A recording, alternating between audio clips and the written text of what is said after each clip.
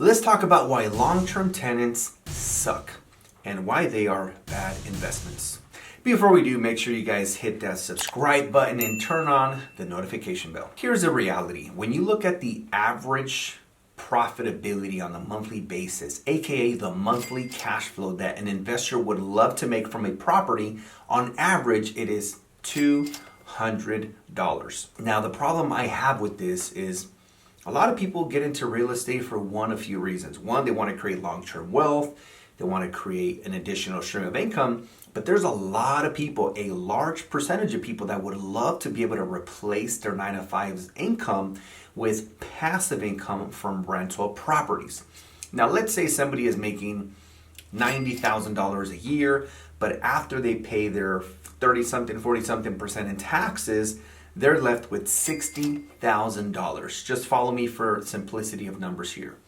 So if they're making $60,000 a year after taxes, that's $5,000 a month. And if they're making $200 a door from each rental property, that means they need to buy 25 rentals. You know how much capital that is? Like down payments, closing costs, renovations, property taxes, insurance. Like, you're talking a lot of money. Especially during an economic time like today, it is very difficult to even get $200. In fact, a lot of investors who implement the long-term strategies are barely breaking even. They're just in it because of the cost segregation, all the tax benefits, the mortgage pay down, the appreciation, basically everything else. But a lot of investors who are implementing long-term, aka outdated strategies, are breaking even if they're lucky. On the other hand, I have rental properties myself and students that are making $1,500 at the lowest, but typically between $2,000 and $6,000 a month in net profit from one Airbnb. Now, yeah, some people might say, and I agree, it is more work. That said, as you start acquiring more and more short-term rentals, you can hire an in-house manager that can do all of the work for you, making it a mostly passive income for you as the owner. Another reason why long-term rentals suck is in most places you are capped at a 3 to 5% increase in rent year over year, especially in places like California where I live. With short-term rentals, we don't have any limitations. We can charge as much as we want or as low as we want depending on the season. So I just feel that we have more flexibility and more control as investors with short-term rentals. Not only that, but just think of when the pandemic was going on and there was an eviction freeze or a rent freeze, all these freezes, and people were not paying their rent, and guess what? They were squatting at these properties. I and my students did not have that problem because our guests typically stay for 2 to 5 nights at a time. So again, we didn't have to worry about any squatters or anything like that. Here's a big one.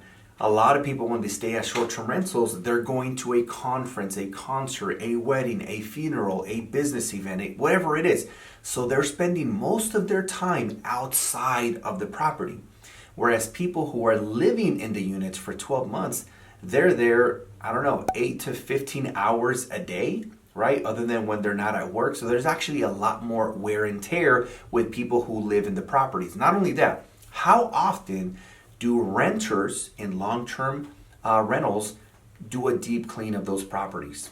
Never. Here with short-term rentals, our cleaning staff does a deep cleaning after each and every guest, because cleaning is the absolute most important thing when it comes to operating successful Airbnbs. So just think about that. At the end of a 12-month period, who has a property with more wear and tear? Long-term rentals. Here's one of my favorites. If you wanted to buy a property in Miami to do short-term rentals and you live in California, well, guess what? You can block out dates in advance and go and stay in your property in Miami. Not only that, if you're going there to look for more properties, while you're there on vacation, you could potentially, I'm not a CPA, talk to your CPA, but you could potentially use those meals, the airfare, the hotel, or staying there a tax deduction, right? But again, I'm not a CPA. Make sure you speak to a professional. But if you're going to Miami or to Florida, anywhere there where your unit is, and you're looking at acquiring more units, and you're there primarily to conduct business, but while you're there, you're going to have a little vacation, hey, That would be another advantage. But on top of that, just being able to stay at your property.